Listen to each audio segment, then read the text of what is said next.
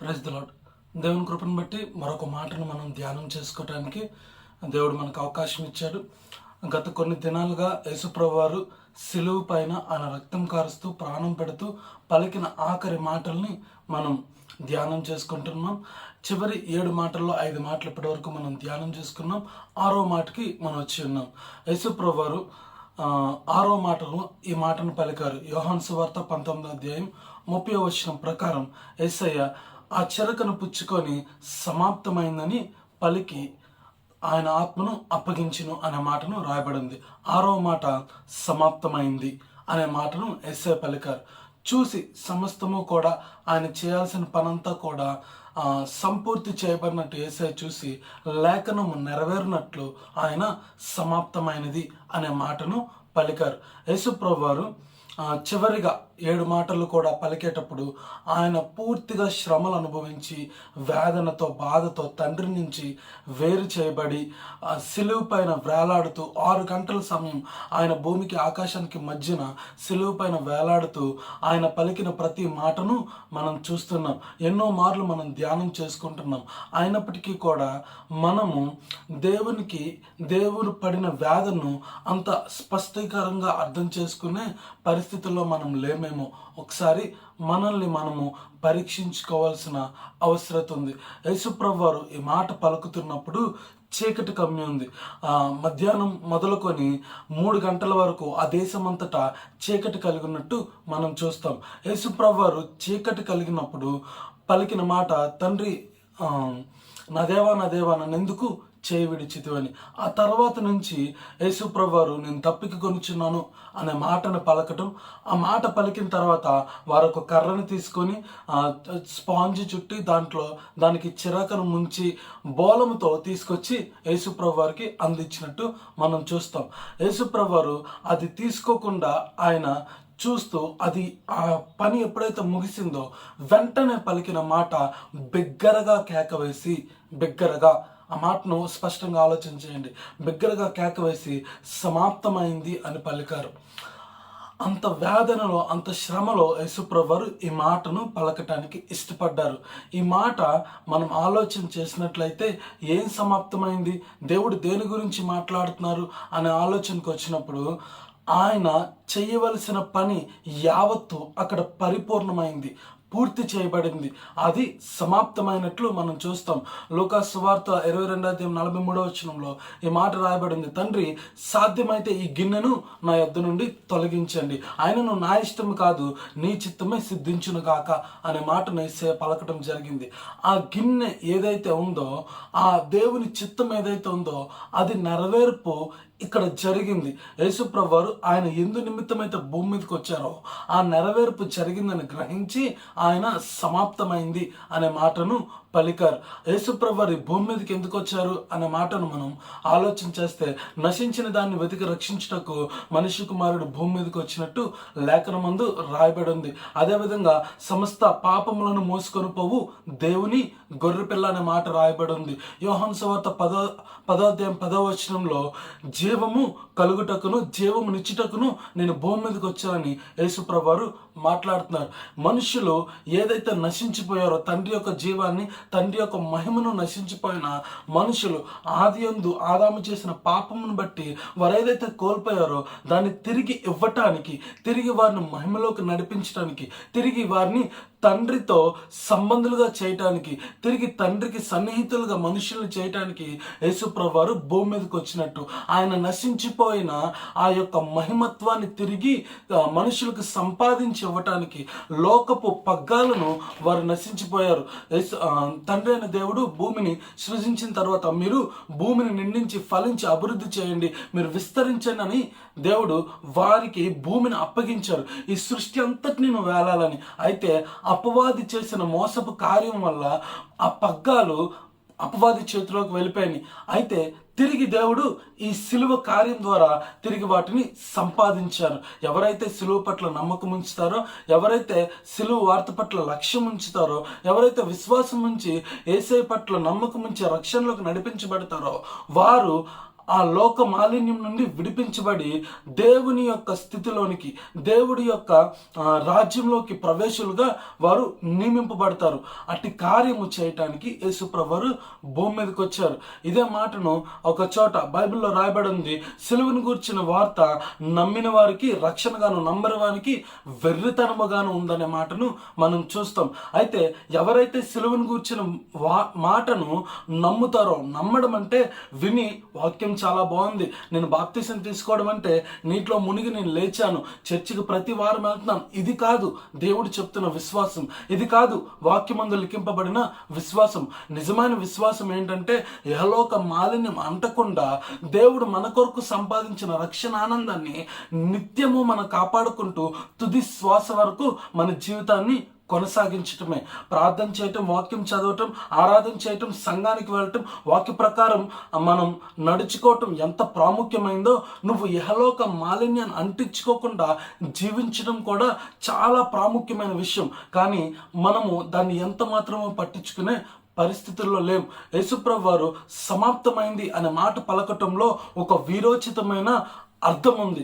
యేసయ్య దప్పిక గురించిన మాట పలికిన తర్వాత వారు కర్రని అటు ఇటు తిప్పి ఆయన నోటికి అందించి తీసివేసినప్పుడు యేసుప్రభు వారు చేతులు ఇలా పైకి చాచి తల కిందకు వంచుకొని బిగ్గరగా కేకవేసి సమాప్తమైంది, చేతుల పైకెత్తి తల దించుకొని నేను గెలిచాను, నేను ఏ పని అయితే చేయడానికి వచ్చానో, ఏ పనినైతే నేను ముగించడానికి వచ్చానో, ఏ ప్రణాళిక చొప్పున ఇక్కడికి వచ్చానో, ఏ చిత్తాన్ని నేను నెరవేర్చడానికి వచ్చానో, ఎవరినైతే నేను విడిపించడానికి వచ్చానో ఆ కార్యం నేను సంపూర్తిగా చేశాను. మార్క్స్ వార్త 10:45 మాట రాయబడి ఉంది, మనిషి కుమారుడు పరిచర్య చేయించుకున్నటకు రాలేదు కానీ పరిచర్య చేయుటకును అనేకులకు ప్రతిగా విమోచన క్రైదనముగా తన ప్రాణమును అర్పించుటకు వచ్చెను అనే మాట స్పష్టంగా రాయబడి ఉంది. ఆ మాటను బట్టి ఇక్కడ యేసుప్రభు వారు ఆ మాట, ఆ చిత్తము, ఆ ప్రణాళికకు నెరవేర్చి ఆయన పలుకుతున్నారు, సమాప్తమైంది, నేను పూర్తి చేశాను తండ్రి యొక్క చిత్తాన్ని, నేను ఇక్కడికి వచ్చిన పని యావత్తు నేను సంపూర్తి చేశాను అని. కనీసం ఈ రోజున దేవుని చిత్తం నీ పట్ల ఏమైందో నువ్వు తెలుసుకోగలిగా? దేవుని ప్రణాళిక నీ పట్ల ఏమైందో నీకు తెలుసా? ఏ విషయం కూడా మనం దేవుని పట్ల మనం ఆలోచన చేసే పరిస్థితుల్లో మనం లేము. కానీ ప్రతి దినము కూడా నేను దేవుని చిత్తం నెరవేర్చాను, ఈ రోజున దేవుడికి అనుగుణంగా నేను నడుచుకున్నాను, దేవుని ఆత్మతో సన్నిహితంగా సహవాసంలో నేను ఈ దినాన్ని నేను పూర్తి చేశాను, ఈ ఉపవాసాన్ని నేను దేవునికి ఇష్టంగా నేను పూర్తి చేశాను, ఈరోజు సన్నిధిలో దేవునితో సంబంధం కలిగి నేను ఆ సమయం అంతటిని గడిపాను, ఇది దేవునికి మహిమని, ఆ చిత్తము, ఆ ప్రణాళిక, ఆ సమయము దేవునికి ఇష్టంగా నేను గడిపానని నువ్వు ఈ విధంగా యేసుప్రభు వారు చెప్పిన వీరోచితంగా నువ్వు చెప్పగలుగుతున్నావా? ఆలోచించే. దేవునికి వ్యతిరేకమైన పరిస్థితుల్లో జీవించే మనకు ఈ యొక్క దేవుని ప్రణాళిక పూరితమైన సంబంధముకు ఈ విషయాలు మనకి అర్థం కావటం లేదు. ఒక్కసారి లోకాన్ని విడిచిపెట్టి దేవుని వైపు వచ్చినప్పుడు ఆయన పడిన వ్యాధిని ఏంటో మనకు తెలుస్తుంది. గుడ్ ఫ్రైడే దినాన మనం కూర్చొని మనం నవ్వుకుంటూ, మనం సరదాగా నలుగురిని పలకరించుకుంటూ, మంచి బట్టలు వేసుకుంటూ, చెప్పబడిన 7 మాటలు వింటూ మనం వచ్చేస్తున్నాం. కానీ ఆ వేదన ఒక్క నిమిషమైనా నువ్వు అనుభవించగలుగుతున్నావా? యేసయ్య చనిపోయారంటే ఎలా చనిపోయారో ఆ యొక్క పరిస్థితిని ఒకసారి నువ్వు జ్ఞాపకం చేసుకుంటే, ఒకసారి నువ్వు ఆలోచన చేయగలిగితే, నీ కళ్ళ ముందు కదలాడే విధంగా నువ్వు దాని లోతును నువ్వు గ్రహించగలిగితే అప్పుడు నీకు అర్థమవుతుంది యేసయ్య ఎంత వేదన పడ్డారో. సిలువ మీద చనిపోవడం అనేది ఆషామాషి అనేది కాదు. రోమన్ సైనికులు వారు సిలువ వేసినప్పుడు చేతుల్ని కట్టేసి, కాళ్ళను కట్టేసి సిలువ పైన ఉంచేస్తారు. కొన్ని రోజుల పాటు ఆహారం లేక, అప్పటికి వాళ్ళు బాగా దెబ్బలు తిని ఉంటారు కాబట్టి ఆహారం లేక, ఆ నొప్పులతో, దాహంతో, ఆ ఎండలో కొన్ని రోజుల పాటు వాళ్ళు అలా ఉండి చనిపోతారు. అది సిలువ మీద వేయబడే భయంకరమైన శిక్ష. ఆ కొండ మీద ఆ సిలువను కింద ప్రజలు చూస్తున్నప్పుడు రోమన్ సైన్యానికి కానీ, రోమ ప్రభుత్వానికి కానీ ఎవరైనా ఎదురు తిరగాలంటే, ఏదైనా పాపం చేయాలంటే వారు భయంకరంగా భయపడేవారు. వారు తప్పు చేయాలి, ఒక పన్ను కట్టుకుని, ఒక శిస్తు కట్టుకుని ఉండాలంటే వారు ఆ సిలువను చూసి భయభ్రాంతులు అయ్యేవారు.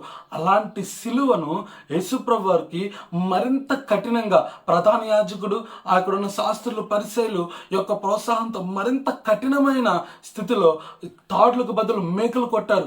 ఆయన సిలువ వేయబడానికి ముందే ముళ్ళ కిరీటం పెట్టబడి, కొరడాలతో కొట్టబడి, సూదులతో గుచ్చబడి ఆయన్ని ఈడ్చుకుంటూ వచ్చి సిలువ వేశారు. అప్పటికే సిలువ వేయబడేసరికి ఎంతో రక్తాన్ని యేసుప్రభు వారు కోల్పోయారు, ఎంతో రక్తాన్ని ధారపోశారు. ఆ తర్వాత యేసుప్రభు వారు 6 గంటల్లోనే అక్కడ చనిపోయారు. మీకు ఈ మాట గుర్తున్నట్లయితే ఆయన యేసే చనిపోయారని పొంతు పిలాతుకి తెలియపరిచినప్పుడు, ఇంత త్వరగా ఈయన చనిపోయాడని తెలిసినప్పుడు పిలాతు ఆశ్చర్యపడినట్లు వాక్యమందు లిఖించబడి ఉంటుంది. అంత ఆయన ఆశ్చర్యపడడానికి గల కారణము, కేవలం కొన్ని రోజుల పాటు ఒక మనిషి సిలువ పైన ఉండగలరు కదా, 6 గంటల్లో ఇలా మరణించాడని.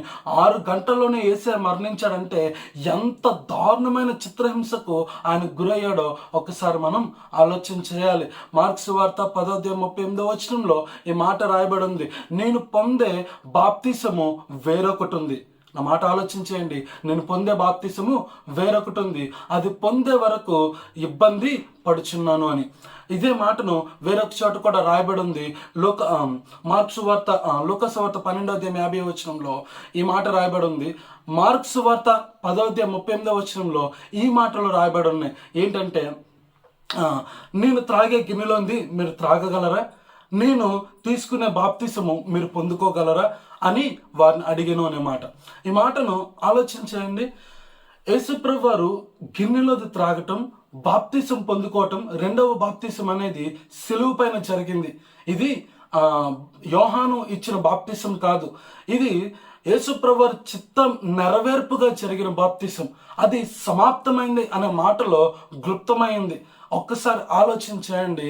యేసుప్రభు వారు ఆయన గిన్నెను ఆయన త్రాగి దేవుని చిత్తాన్ని నెరవేర్చారు. ఆయన రెండో బాప్తిసం తీసుకొని, ఇదిగో నేను ఆయన చిత్తాన్ని నెరవేర్చడం ద్వారా ఈ బాప్తిసము సంపూర్తి అయిందని, సమాప్తమైందని ఆయన పలకడం అనేది జరిగింది. ఇదే మాటను అనేక మంది భక్తులు తర్వాత వారి యొక్క కాలంలో ముందుకు నడిపించుకుంటూ వచ్చారు. మీరు ఆలోచన చేస్తే, స్టెఫెను చనిపోయినప్పుడు ఆయన ఆనందంతో నవ్వుతూ పైకి చూసి, అదిగో మనిషి కుమారుడు దేవుని కుడిపాశమును కూర్చుంటే నేను చూస్తున్నాను అని పలికాడు. తండ్రి, వీరందరూ ఏం చేస్తున్నారో ఇందుని బట్టి ఈ పాపం వారిపైన మోపకము అని స్టెఫెను చనిపోయినట్లు మనం చూస్తాం. అంటే ఆ ఆనందంలో, ఆ సంతోషంలో, ఆ నవ్వులో ఉన్నది నా పని నేను సంపూర్తి చేశానని. పౌలు ఇంకా స్పష్టంగా ఈ మాటలు రాస్తున్నాడు. పౌలు ఏమని మాట్లాడుతున్నాడంటే, నేను నా పరుగును కడముట్టించి తిని, నా విశ్వాసమును కడవరకు కాపాడుకుంటుని, మంచి పోరాడి తిని అని. ఎంత అద్భుతమైన మాటలు పౌలు రాస్తున్నారు. అంటే తను చనిపోయే రోజులు ముందుకు వస్తున్నప్పుడు, తన ప్రాణం అర్పిస్తున్నప్పుడు, దేవుడు ఏదైతే నా నుంచి ఆశపడ్డాడో, ఎలా జీవించాలని ఆశపడ్డాడో, ఏ విశ్వాసాన్ని నేను కాపాడుకోవాలని దేవుడు ఆశించారో, ఎస్ నేను అది చేయగలిగాను. నా దేవుని కృపను బట్టి, ఆయన ఆత్మ సహాయంతో నేను ఇది ముందుకు నడిపించగలిగాను. నా పరుగును కడముట్టించాను, మంచి పోరాటమే నేను పోరాడాను. ఇంతవరకు అపవాదంతో కావచ్చు, అంధకార సంబంధుల శక్తులతో కావచ్చు, పాపంతో కావచ్చు, శోధంతో కావచ్చు, నేను మంచి పోరాటమే పోరాడి తిని. తిమోతికి రాస్తూ పౌలు అంటాడు, శీతాకాలం రాకముందే నా యొద్దకు రా. శీతాకాలం రాకముందే, ఒకవేళ శీతాకాలం పైబడిన తర్వాత నువ్వు వచ్చినా నేను ఉండను అని. అంటే వారు చనిపోయే దినం వారికి తెలిసినప్పుడు, దేవుని చిత్తం వారి పట్ల నెరవేర్చబడిందని తెలిసినప్పుడు, వారి యొక్క ఆనంద శైలి ఈ రీతిగా ఉంటుంది. బిల్లీ గ్రహం గారు చనిపోయినప్పుడు 90 సంవత్సరాల యొక్క ప్రాయం, 95 సంవత్సరాల వయసు ప్రాయంలో చివరి ఇంటర్వ్యూలో బిల్లీ గ్రహం గారు ఈ రీతిగా మాట్లాడుతున్నారు. ఈ ఇంటర్వ్యూ, ఈ లేఖ మీ దగ్గరికి రాకముందే, ఎవరైతే ప్రజలు ఉన్నారో ఈ లేఖ మీ దగ్గరికి రాకముందే నేను నా ఇంటికి చేరుతానని. అంటే ఆయన పని పూర్తయింది, దేవుని చిత్తం నేను పూర్తిగా నెరవేర్చాలని తెలిసినప్పుడు ఆయన పలుకుతున్న మాటలు, ఇది మీ దగ్గరికి రాకముందే నేను నా ఇంటికి చేరుతా. ఎంత వినయంతో, ఎంత విధేయతో, ఎంత దైవాంశమైన జ్ఞానముతో నీ సేవకులు, దేవుని యొక్క భక్తులు ఉన్నారో ఆలోచించండి.